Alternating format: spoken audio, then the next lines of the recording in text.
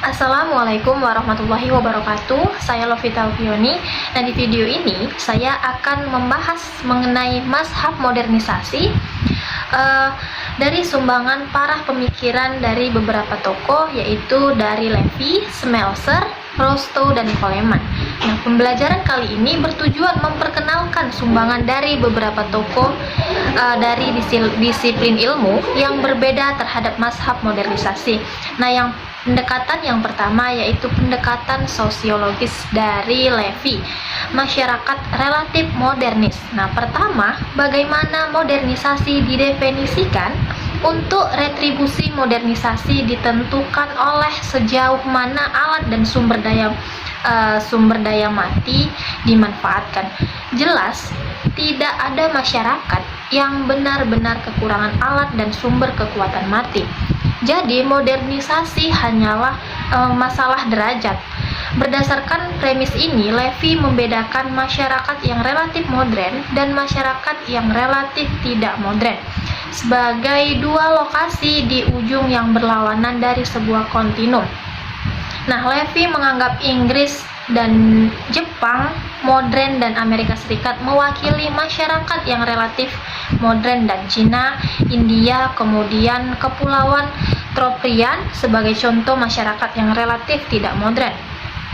Levi juga lebih lanjut berpendapat bahwa semua masyarakat yang relatif tidak modern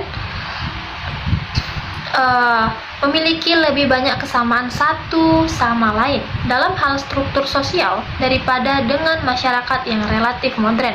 Kemudian pendekatan sosiologis diferensiasi struktural dari Smelser, yaitu pendekatan sosiologis lainnya adalah pendekatan Smelser pada tahun 1964 yang menerapkan konsep diferensiasi struktural pada studi negara-negara dunia ketiga.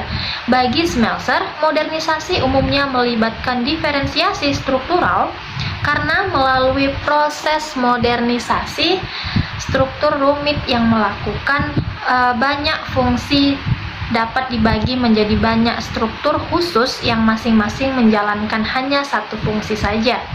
Nah, kemudian menurut Smelser, lembaga dan peran baru harus diciptakan untuk mengkoordinasikan struktur yang baru dibedakan.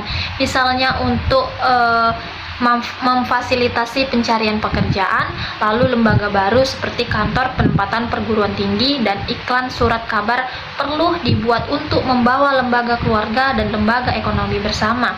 Kemudian model pendekatan ekonomi yaitu tahap pertumbuhan ekonomi dari Rostow. Nah, Rostow melihat negara-negara dunia ketiga menunjukkan pola yang sama dalam langkah mereka menuju pembangunan.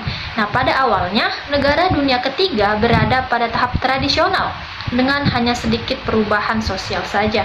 Kemudian mulai terjadi perubahan, yakni dengan munculnya wirausahawan baru, lalu perluasan pasar dan berkembangnya industri-industri baru, dan seterusnya. Kemudian Rostow menyebut tahap ini sebagai prasyarat untuk pertumbuhan lepas landas. Tetapi ini hanya tahap prakondisi karena meskipun pertumbuhan ekonomi sudah mulai terjadi, namun juga terjadi penurunan angka kematian dan perluasan jumlah penduduk.